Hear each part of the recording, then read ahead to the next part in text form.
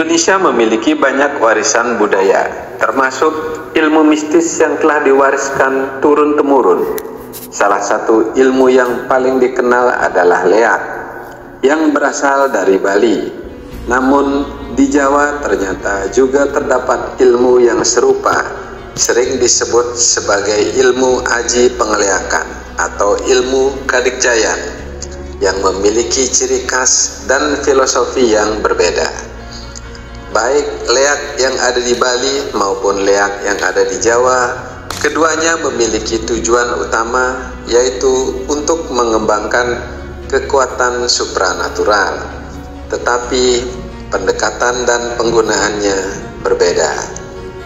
Leak di Bali lebih berkaitan dengan roh dan energi gaib, sedangkan leak di Jawa lebih menekankan tenaga dalam dan penguasaan batin. Untuk memahami lebih dalam mengenai perbedaan kedua ilmu ini, kita akan membahas asal-usul metode pembelajaran, ritual, serta beberapa kisah yang terkenal di masyarakat. Leak merupakan bagian dari warisan mistis yang sudah ada sejak zaman kerajaan-kerajaan di Bali dulu. Ilmu ini terus berkembang dalam masyarakat. Dalam beberapa naskah kuno, leak dikaitkan dengan kesaktian para dukun di Bali yang memiliki kemampuan untuk berkomunikasi dengan dunia roh.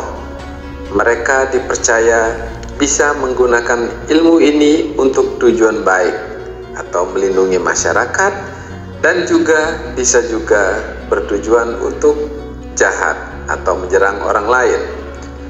Menurut mitologi Bali, leak adalah ilmu yang diwariskan oleh Rangde, ratu sihir dalam kepercayaan Bali yang sering digambarkan sebagai sosok menyeramkan dengan taring panjang dan mata merah menyala.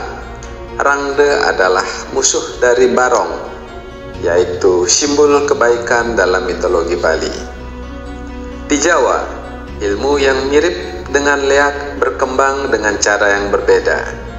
Ilmu ini lebih mengacu pada ajaran kejawen dan filsafat kebatinan yang menekankan latihan spiritual dan penguasaan tenaga dalam. Ilmu ini sudah ada sejak zaman kerajaan-kerajaan kuno di Jawa, seperti Majapahit dan Mataram. Banyak pendekar dan tokoh spiritual yang mendalami ilmu ini untuk meningkatkan kesaktian dan ketahanan tubuh mereka. Beberapa ilmu yang berkaitan dengan leak di Jawa antara lain ajian Pancasona, yaitu ilmu yang membuat pemiliknya tidak bisa mati selama tubuhnya masih menyentuh tanah. Selanjutnya ada ajian Brajamusti, yaitu ilmu yang memberikan kekuatan luar biasa pada tangan pemiliknya. Ada juga ilmu sirep, yaitu kemampuan untuk menidurkan atau melemahkan musuh dengan energi gaib. Ilmu leak tidak bisa dipelajari sembarangan. Mereka yang ingin belajar harus melalui berbagai ujian spiritual dan ritual mistis, seperti berguru pada pawang leak, yaitu calon murid harus mencari guru yang benar-benar menguasai ilmu ini. Yang kedua, melakukan ritual di tempat keramat. Biasanya dilakukan di kuburan atau tempat-tempat yang dianggap sakral. Ketiga, bisa menghafal dan mengucapkan mantra yang digunakan untuk memanggil makhluk halus atau memperoleh energi supranatural. Keempat, dapat berupa sesajen, yaitu makanan, bunga, atau dupa digunakan sebagai persembahan kepada makhluk astral. Ilmu di Jawa lebih berfokus pada olah batin dan latihan fisik.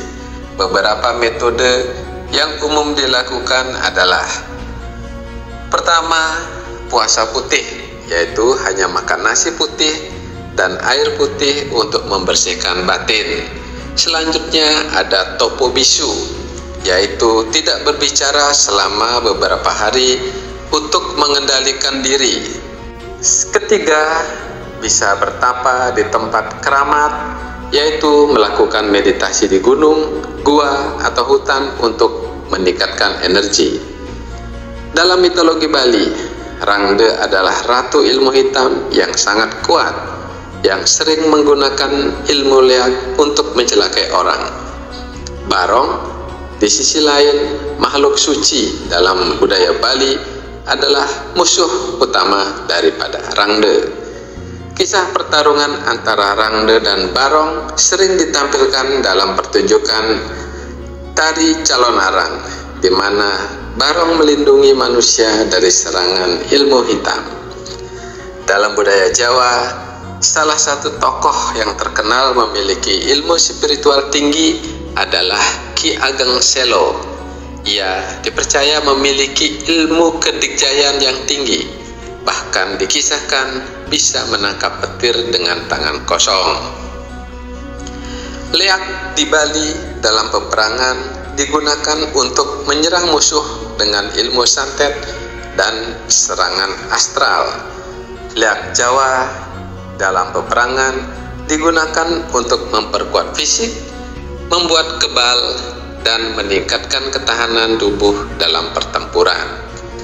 Meskipun sama-sama ilmu mistis, leak Bali dan leak Jawa memiliki banyak perbedaan dalam filosofi, tujuan, dan metode pembelajarannya. Leak Bali lebih terkait dengan roh dan makhluk astral, sedangkan leak Jawa lebih menitik beratkan pada ulah batin dan tenaga dalam. Leak di Bali menggunakan mantra dan ritual, sementara leak di Jawa lebih fokus pada meditasi dan puasa. Ilmu leak di Bali sering digunakan untuk santet dan serangan gaib, sementara ilmu leak di Jawa lebih digunakan untuk perlindungan dan kekuatan diri.